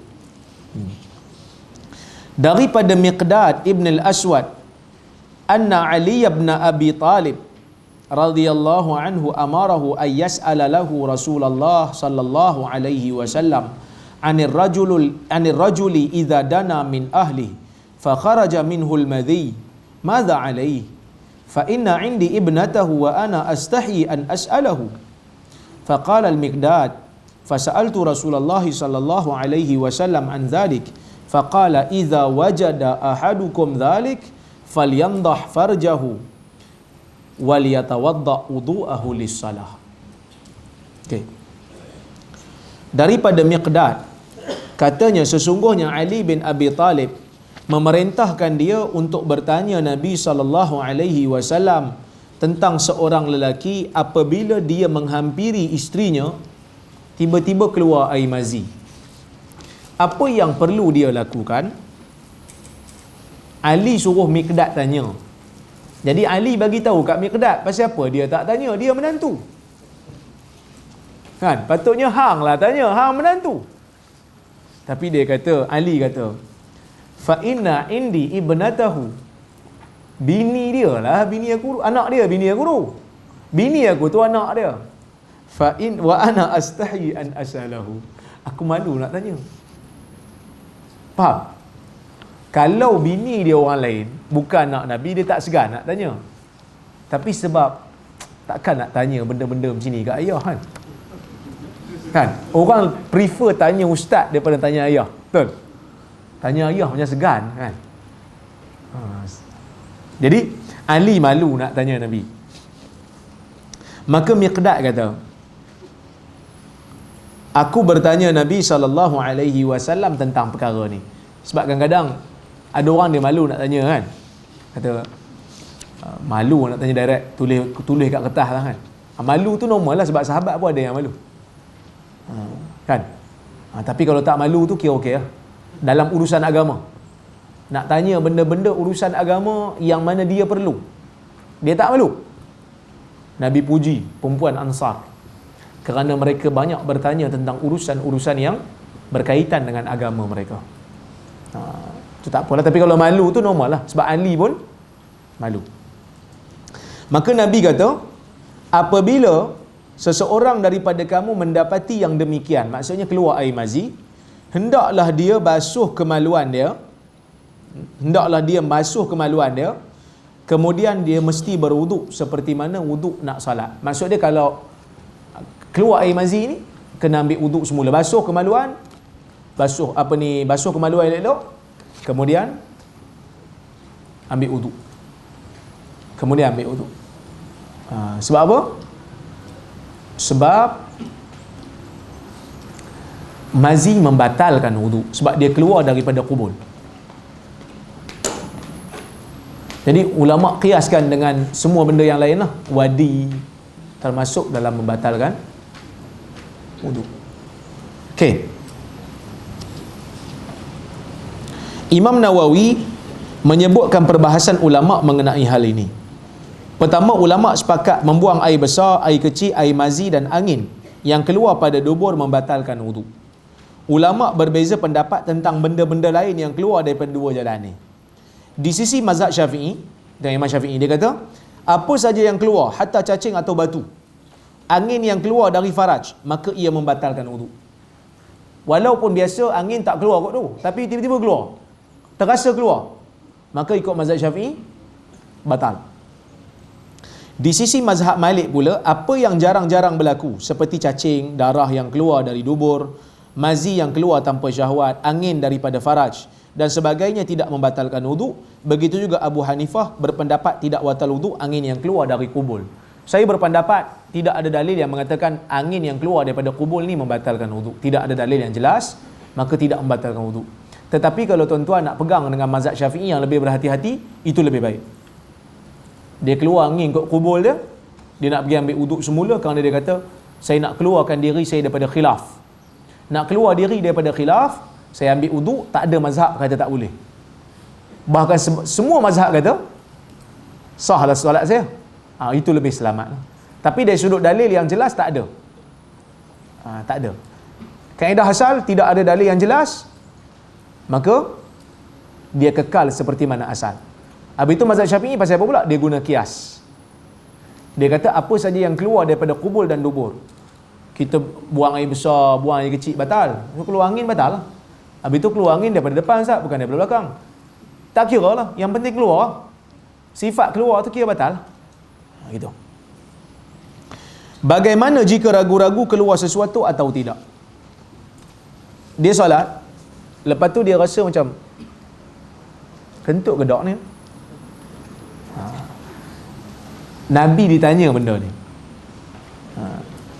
Daripada Abbad ibn Tamim, daripada ayah saudaranya, annahu syaka ila Rasulillah sallallahu alaihi wasallam ar-rajul alladhi yukhayyalu ilaihi annahu yajidu syai' fi salah faqala la yanfatil aw la yansarif hatta yasma'a sautan aw yajida riha. Dia kata seorang lelaki, ayah saudaranya bertanya kepada Nabi tentang seorang lelaki yang dia dikhayalkan dengan sesuatu bahawasanya dia mendapati sesuatu dalam salat dia. Maksud dia rasa macam tak sedap perut. Aku ni dah terkentut ke belum? Dia rasa macam dia dah kentut tapi dia tak yakin lah. Maka Nabi kata la yanfatil aw la yansarif. Jangan dia keluar daripada salat. Ni arahan Nabi. Ibn Rajab dia hurai hadis ni, dia kata memang ada hadis Nabi kata da'ma yaribak ila ma da'ma yaribuka ila ma la yaribuk. Nabi ada hadis kata tinggalkan benda yang meragukan, pergi kepada yang tak meragukan. Jadi kalau ikut kaedah umum, bila dia ragu, dia kena batalkan salat kan? Pergi kepada yang tak meragukan, ambil wuduk semula. Kan? Tapi Ibn Rajab kata tak boleh guna macam tu. Tinggalkan yang ragu tu maksudnya kita ragu, kita dah kentut ke belum? Pergi kepada yang yakin. Asalnya ada. Ini yang kaedah kata al-yaqin la yazulu bisyak. Yakin tidak akan hilang dengan syak. Yang kita syak tu dah kentut ke belum? Yakinnya wuduk tadi ada.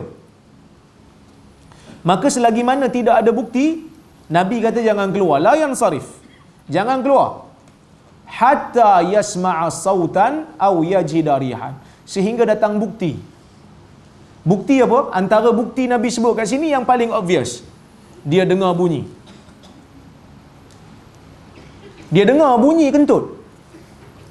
Dan memang kentut tu, dia punya bunyi tu, desibel dia memang dia punya.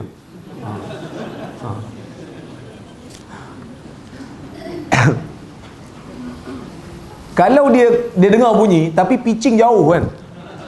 Maksudnya, itu bukan aku punya tu kan. Aku tak pernah kentut bunyi macam tu kan. Itu tak apa lah. Kalau dia kentut dengar, aku punya tu kan, maka dia boleh keluar. Ataupun dia tak dengar bunyi tapi bau. Tiba-tiba datang bau. Kan? Ni bau tadi aku makan tadi. Keluar. Kan? Ataupun dia dengar suara bunyi kentut. Tengok orang sebelah khusyuk je kan. Orang sebelah ni pun khusyuk. Dia punya lah tu. Okey. Yang kedua, perkara yang membatalkan wuduk ni tidur. Tapi ulama berbeza pendapat, banyak pandangan dalam masalah ni. Ada yang kata wuduk secara mutlak batal. Tidur secara mutlak batal. Tak kira lah tidur macam mana pun. Batal. Ada yang bagi kepada perincian. Ada yang kata naum mustaghriq. Tidur yang nyenyak batal. Tidur ayam tak batal. Ada yang kata tengok cara tidur. Kalau dia tidur tu macam dalam solat, tak batal. Ada kalau tidur luar pada tu, batal. Ada yang kata tidur duduk, tak batal. Tidur baring dan menonggeng, batal. Faham? Kalau dia tidur duduk, tak batal. Ini mazhab Syafi'i. Dan saya cenderung pada mazhab Syafi'i. Mana nak kata tidur duduk ni tak batal lah. Sebab duduk ni, kalau kita duduk, betul-betul duduk, payah nak kentut. Sebab tu tengok, kalau ada yang ejah-ejah tempat duduk tu,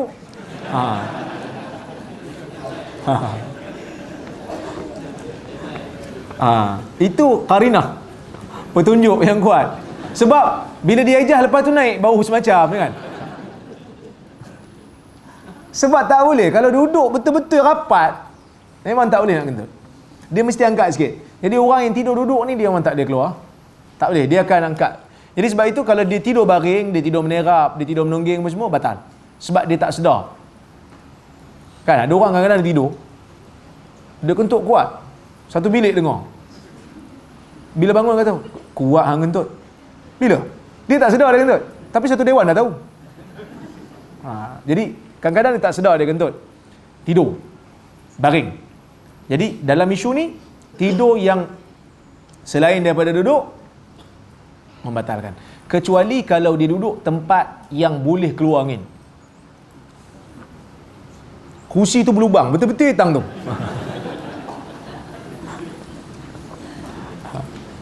Ini masalah fiqh tuan-tuan, yang gelap. Kan? Kita tak benar kan? Kita kata tak batal sebab kemungkinan tak ada. Tapi bila dilubangkan tempat tu, kira ada kebarangkalian kuat untuk kata batal, so batal lah. Okey. Apa dalilnya yang kata wuduk ni batal, tidur ni batal wuduk? Hadis daripada Ali bin Abi Talib anna Rasulullah sallallahu alaihi wasallam qaal al-ain wika'us sih faman nama falyatawadda. Mata ini penutup bagi lingkaran dubur. Apabila sesiapa yang tertidur, hendaklah dia berwuduk semula. Maksud dia mata tu pengikat dubur. Bila mata tertutup, maka ikatan terbuka. Hadis ni hadis riwayat Ibnu Majah, tetapi hadis ni didaifkan oleh Ibn Abdul Hadi, didaifkan oleh Ibn Abdul Bar, didaifkan oleh Abu Hatim. Kerana dia ada dua jalan. Pertama, riwayat Ali bin Abi Talib. Riwayat Ali ni ada masalah. Ada 3 masalah pada sanad dia. Yang pertama sekali, ia riwayat Baqiyah Ibn Walid, yang mana dia mudallis. Yang kedua, dalam perawi dia tu ada perawi yang bernama Wadin, yang merupakan perawi yang daif. Dan juga ada terputus sanad di antara Abdul Rahman ibn A'ith, yang mana dia tidak pernah mendengar daripada Ali bin Abi Talib. So daif.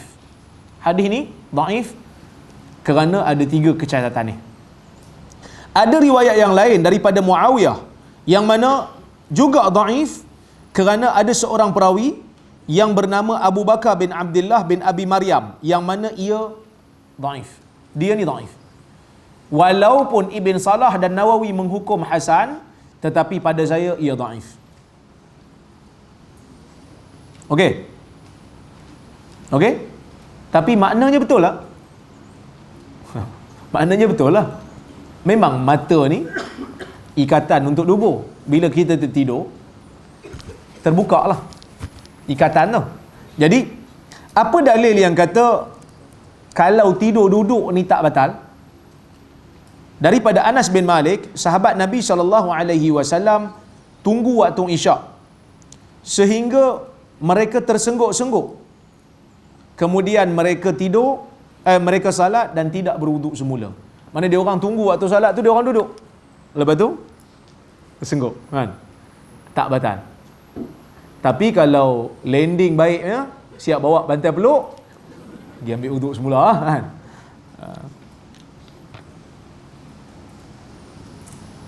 Okey.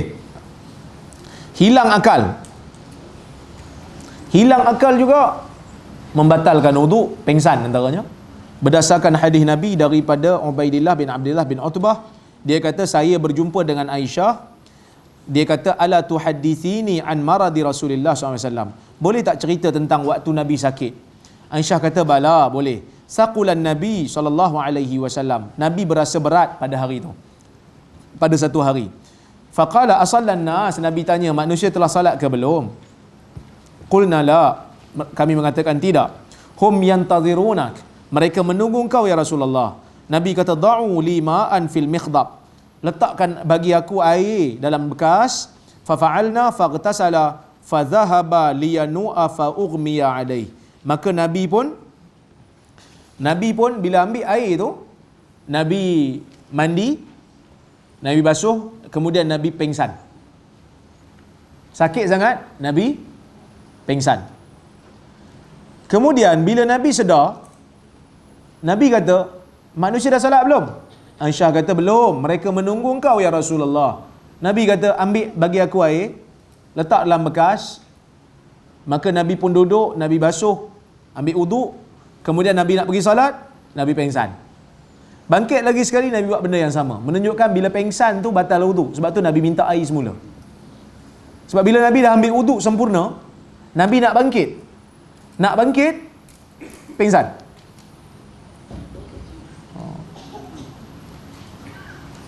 Lepas tu Nabi minta air semula, ambil wuduk semula, menunjukkan hilang akal tu membatalkan wuduk.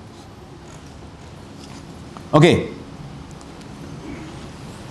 Kata Imam Nawawi, ulama sepakat bahawa wuduk terbatal dengan sebab gila atau pengsan berdalilkan riwayat di atas. Ulama mazhab Syafi'i juga sepakat bahawa hilangnya akal kerana gila, pengsan, sakit, mabuk, kerana arak atau selainnya, atau kerana memakan ubat, maka terbatal wuduk. Tak kira gila ke, pengsan ke, mabuk sebab minum arak ke, mabuk sebab makan ubat ke, asalkan akal hilang, maka batallah wuduk. Sebab bila akal hilang, dia tak ingat dan dia tak tahu. Dia tak kontrol kan, dia tak tahu dah kentut ke belum, dia tak terfikir. Maka sebab itu kena ambil wuduk semula. Yang keempat, menyentuh bukan mahram tanpa berlapik. Menyentuh bukan mahram tanpa lapik.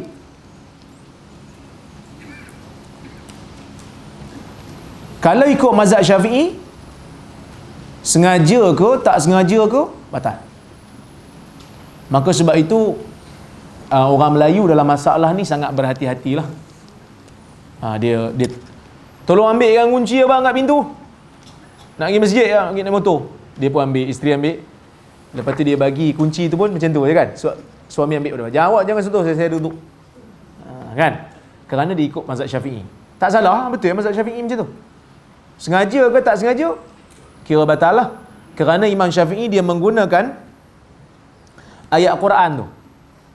Ayat Quran kata antara perkara yang membatalkan wuduk, aula mastumun nisa, apabila kamu saling sentuh menyentuh wanita. Kerana ada qiraat yang lain membaca lamastumun nisa, sentuh, bukan saling sentuh menyentuh, sentuh saja. Itu dah kira membatalkan wuduk.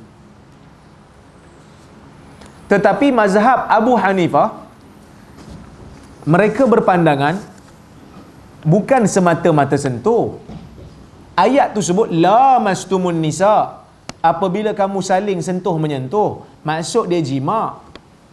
Bila berjima baru batal wuduk.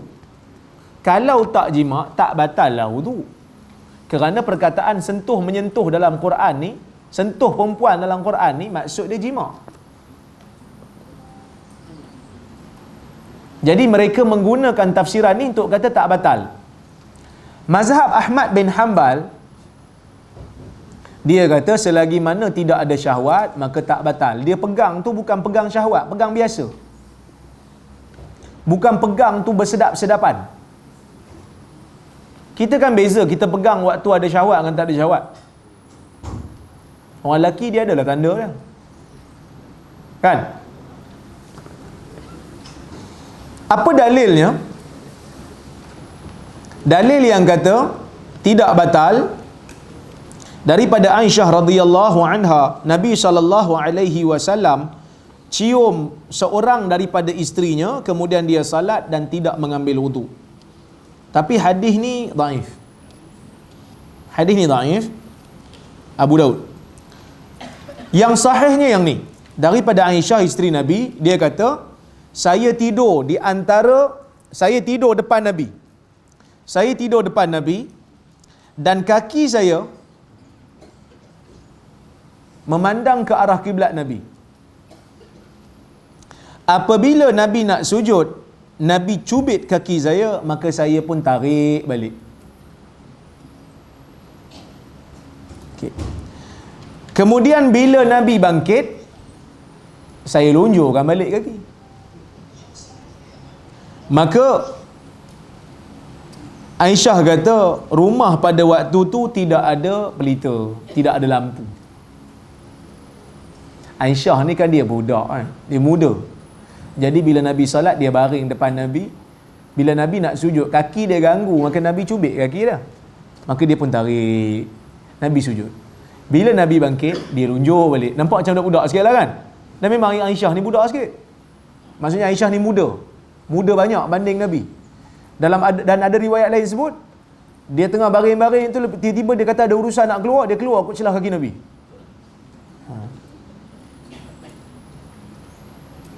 So, dalil ni membuktikan, dalil ni mengatakan secara umum lah, nak kata sentuh kaki isteri tak batal salat. Bila tak batal salat, maka wuduk tak batal.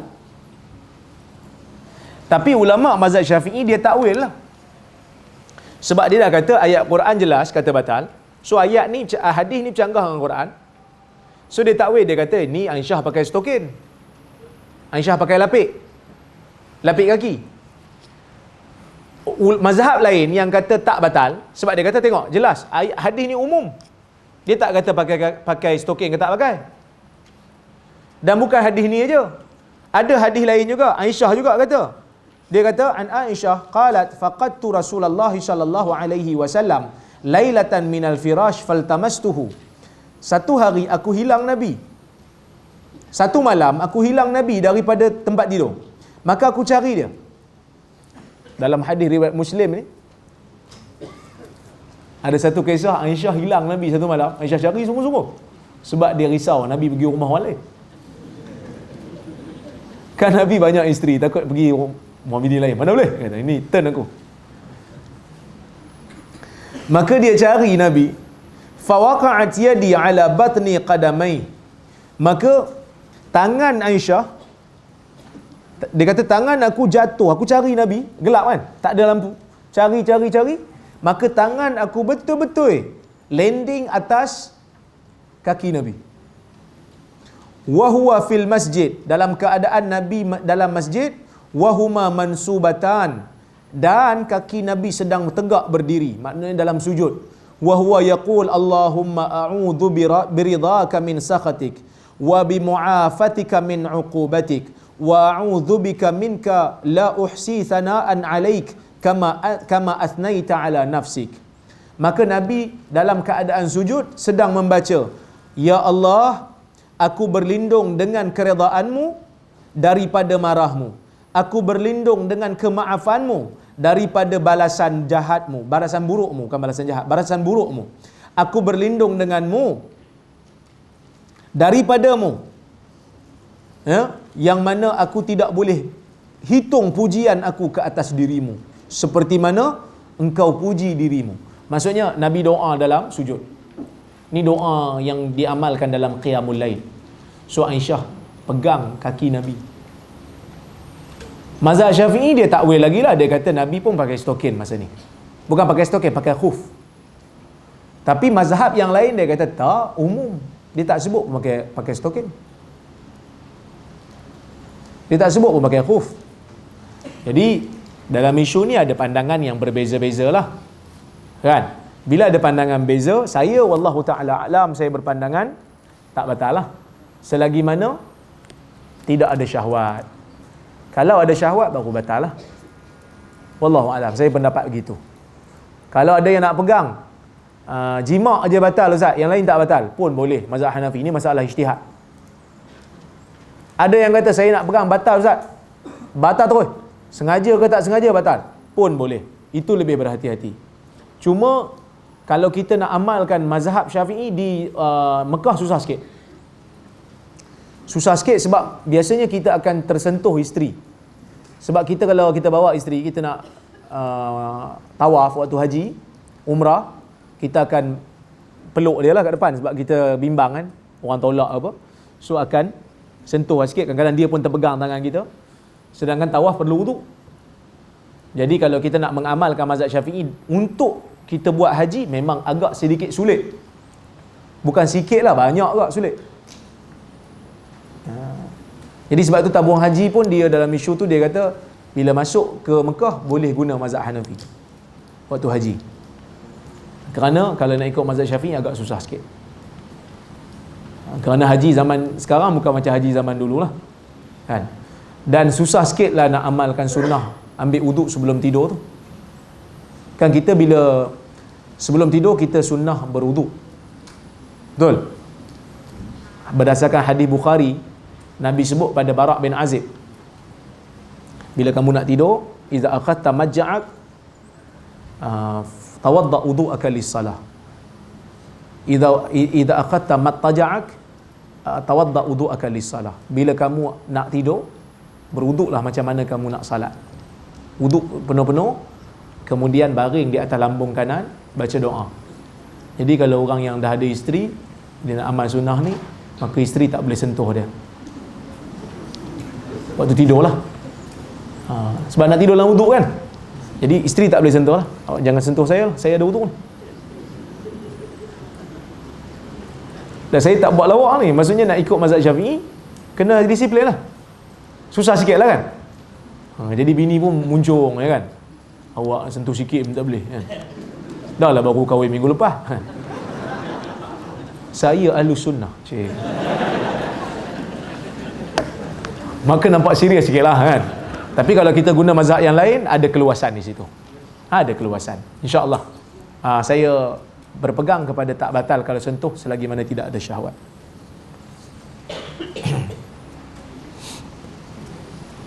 Menyentuh kemaluan, ini mazhab Syafi'i. Sentuh kemaluan batal wudu. Berdasarkan hadis Busrah bintu Safwan, Nabi SAW bersabda, man massa zakarahu fala yuzalli hatta yatawadda. Sesiapa yang memegang kemaluannya, janganlah dia solat sehingga dia berwuduk. Hadis ini sahih. Tetapi ada satu lagi hadis daripada Qais bin Talq, daripada ayahnya. Dia kata seorang lelaki bertanya Nabi SAW, ayatawadda ahaduna idza massa zakarahu. Perlu tak salah seorang daripada kami bila dia pegang kemaluan dia, perlu tak dia berwuduk? Nabi kata, innama huwa bid'atun mink au jasadik. Sesungguhnya kemaluan itu sebahagian daripada diri kamu. Makna dia kalau kamu pegang kepala kamu tak batal wuduk, pegang tangan tak batal wuduk, pegang kemaluan pun tak batal lah. Tetapi mazhab Syafi'i mereka menggunakan dalil, dia kata dua-dua ni okey dalil ni. Tetapi dalil yang mengatakan batal telah membatalkan dalil yang kata tak batal. Dalam bab nasakh mansukh. Kerana dalil yang akhir tu, sahabat tu masuk Islam lewat. Maka dalil yang kata tak batal telah dimansuhkan. Telah dipinda. Okey. Boleh. Tapi ada sebahagian ulama, seperti sebahagian ulama bermazhab Hanbali, dia kata sebenarnya tak batal. Kerana kaedah mengatakan selagi mana dalil tu boleh untuk diharmonikan, dia bila berlaku pecanggahan dalil, kita kena buat step by step. Pertama sekali kena tengok hadis ni sahih ke tak dua-dua ni yang bercanggah. Kalau satu daif, satu sahih, kita buanglah yang daif, kita ambil yang sahih. Tu step pertama. Step yang kedua, harmonikan. Selaraskan. Tak boleh selaraskan. Sorry, pertama tadi buang daif kan? Yang kedua, kalau ada perkataan dalam dalil salah satu tu perkataan yang jelas membatalkan. Sebagai contoh, Nabi kata kuntu nahaitukum an ziyaratil qubur ala fazuruha. Dulu aku pernah larang kamu ziarah kubur, sekarang pergi ziarah. Ada dalil Nabi larang, ada dalil Nabi bagi. Dan dalam dalil yang bagi tu jelas bagi tahu Nabi batalkan yang dulu. Maka kita guna step tu lah. Yang ni kita panggil nasakh sarih. Pembatalan yang jelas daripada Nabi, maka kita guna. Kalau tak ada pembatalan yang jelas, dua-dua bercanggah. Kalau boleh selaraskan, harmonikan. Tak boleh, baru pilih salah satu dengan cara melihat kepada tarikh. Kalau sahabat yang riwayat tu lewat masuk Islam, seorang lagi awal, maka kita ambil yang akhir. Dan kita kata yang awal tu telah dimansuhkan dengan yang akhir. Boleh? Kalau tak boleh juga, step tu pun tak kena. Dua-dua tak boleh pakai. Dua-dua dalil tu gugur. Ini kaedah. Dua dalil yang bercanggah, macam mana kita nak selesaikan? So, dalam hadis ni, dua bercanggah. Satu kata batal, satu kata tak batal. Dan dalam dalil ni dua-dua okey. Sahih dua-dua. Dari sudut sanad tak ada masalah. Jadi, dalam lafaz matan hadis ni, tak ada pun menunjukkan pembatalan secara jelas. Hadis yang kata batal, dia tak kata pun, dulu aku batalkan, dulu aku kata batal, sekarang aku dah batalkan hukum tu. Nabi tak sebut. Tak ada nasah pemansuhan yang jelas. Maka mazhab Syafi'i dia pergi kepada step memilih salah satu dengan melihat kepada sahabat. Dengan melihat kepada sahabat. Maka dia kata yang kata batal tu yang akhir, yang kata tak batal tu yang awal. Tapi sebahagian ulama mazhab Hambali dia kata saya tak terima benda ni. Sebab kita ada satu lagi step sebelum nak pilih salah satu. Iaitu step dia apa? Step dia kena pakai dua-dua. Harmonikan. Maka sebahagian ulama Hambali kata sebenarnya yang Nabi suruh ambil wuduk ni sunnah. Tak batal wuduk. Tapi siapa pegang kemaluan? Sunnah ambil semula. Tak batal. Kerana dia kata sunnah ambil semula. Tak ambil pun tak apa. Maka ada khilaf pendapat di situ. Jadi kita kata kalau ada orang pegang kemaluan dia, kita nampak dia pegang. Nampak dia pegang. Ternampak dia pegang. Kalau ternampak dia pegang, lepas tu dia pergi solat, dia tak ambil wuduk, maka kita kata Hambali sebahagiannya kata gitu. Mungkin dia berpegang dengan sebahagian mazhab Hambali itulah. Kalau mak tuan-tuan mazhab Syafi'i, ambil semulalah wuduk. Okey. Baik.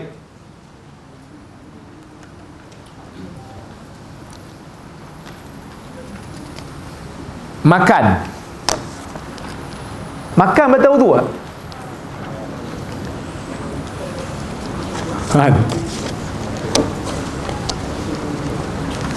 Sebahagian hadis ada menunjukkan makan benda yang masak batal wuduk. Al-wudu mimma massatin nar. Wuduk wajib bila mana makan makanan yang disentuh api, masak. Makan char kway teow, keluar daripada bilik air, tengok char kway teow sedap, makan. Wuduk dah ambil. Kalau ikut hadis tu kira batal lah.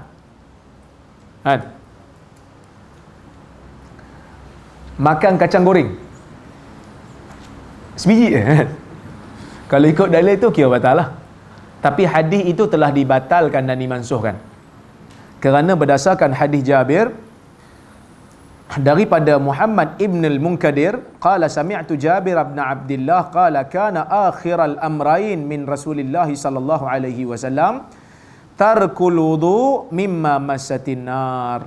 Daripada Jabir bin Abdullah katanya perkara akhir daripada Nabi SAW meninggalkan wuduk bagi apabila makan sesuatu benda yang disentuh api. Hadis ni membatalkan hadis Aisyah dan juga hadis Abu Hurairah. Kerana hadis Aisyah Nabi sebut, tawadda'u mimma masatin nar. Berwuduklah kamu bila kamu memakan benda yang disentuh api. Jadi Jabir bagi tahu hadis yang kata batal wuduk tu telah dimansuhkan. Jadi kalau kita makan benda yang bakar ni, bukan yang mentah lah, kalau makan ulam tak apa. Apa saja yang bakar, kalau ikut awal Islam kira batal lah. Tapi telah dimansuhkan. Jadi sebab tu dulu saya macam terkejut, bila masa pula makan batal wuduk? Rupanya mungkin orang dulu yang bagi fatwa tu dia baca Sahih Muslim. Hadis dalam Sahih Muslim, tapi dia tak jumpa hadis yang membatalkan tu. Dia tak jumpa hadis yang membatalkan tu. Jadi sebab tu nak baca hadis pun kena ada huraian ulama lah. Yang tu kita tak nafi ya. Okey. Cuma ada satu bab yang ni ulama berbeza pendapat. Makan daging unta. Ada hadis yang atas. Ada dalil riwayat Muslim daripada Jabir bin Samurah, seorang lelaki bertanya Nabi, adakah kami perlu mengambil wuduk lepas memakan daging kambing? Nabi kata, in syi'ta fatawadda wa in syi'ta fala tawadda. Bila kamu nak boleh berwuduk, kalau tak nak tak apa. Maksudnya makan daging kambing tak batal wuduk. Qala ana atawadda min luhumil ibil. Ada tak boleh apa ni, adakah aku perlu berwuduk lepas makan daging unta? Nabi kata na'am. Fatawadda min luhumil ibil. Ya. Berwuduklah kamu lepas makan daging unta. Dia tanya lagi, usalli fi marabidil ghanam? Qala na'am. Boleh tak saya solat di kandang kambing? Dia kata, Nabi kata ya. Usalli fi mabarikil ibil? Boleh tak aku solat di tempat unta tempat unta selalu duduk? Mana kandang unta lah. Nabi kata tak boleh. Okey. Maka dalam hadis ni sahih. Ulama berbeza pendapat. Mazhab Syafi'i, mereka ambil hadis Jabir tadi secara umum lah. Apa saja yang disentuh api tak batal wuduk kalau makan. Kerana hadis Jabir umum, maka hadis yang kata unta tadi termasuk. Siapa makan daging unta yang masak, yang bakar, yang rebus, kan? Kira tak batal lah mazhab Syafi'i. Dan saya yakin itu yang tuan-tuan amal. Betul? Jarang amal Ustaz sebab tak pernah makan unta lagi. Kalau tuan-tuan pergi umrah lah, kan? Pergi umrah, orang ajak makan daging unta. Lepas pada tu, wuduk ada lagi, terus pergi solat. Tak teringat pun ada perbahasan ni. Sebab memang mazhab Syafi'i kata tak batal. Jadi tuan-tuan, okey lah. Ada mazhab lah tu.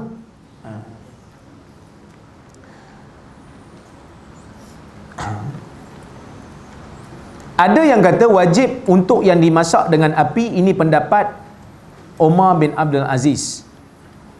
Ada yang ini secara umum. Ada yang kata wajib untuk daging unta je. Yang kata wajib berwuduk bila makan benda yang disentuh api tadi ni, mereka mungkin tak jumpa hadis yang Jabir tadi yang kata telah dibatalkan. Kerana ada beberapa orang sahabat dan tabi'in, kadang-kadang hadis yang membatalkan tak sampai kat dia. So dia beramal sekadar ilmu dia. Sebab tu ada ulama yang kata makan benda yang disentuh api ni terus batal kerana dia tak jumpa hadis Jabir tadi. Ada yang kata wajib berwuduk bila makan daging unta. Ni pendapat Ahmad, pendapat Ishaq bin Rahoya, pendapat Yahya bin Yahya. Bahkan pendapat ini yang dipilih oleh ulama mazhab Syafi'i seperti Imam Nawawi, Imam Baihaqi dan Ibn Khuzaimah. Dan saya juga berpandangan begitu. Khas untuk daging unta. Kerana daging unta ni ada dalil khusus. Dia bukan masalah sentuh api tak sentuh api. Sebab sahabat tu tanya umum. Hadis Jabir tadi tak termasuk. Yang ni ada hadis khusus. Maka kita kena amal sekadar khusus dia. Kenapa ustaz batal? Wallahu alam. Nabi kata kena ambil. Lepas makan daging unta, ambil wudu. Tak tahu. Tak tahu sebab apa. Nabi suruh, kita buat. Macam kenapa Ustaz kentut kena ambil uduk semula? Tak tahu, Nabi kata. Sebab Ustaz, kentut ni ada beza-beza. Tak adil lah kita pukul rata semua. Tak, Nabi kata kena ambil uduk. Ambil uduk. Okey, kita pergi kepada mandi.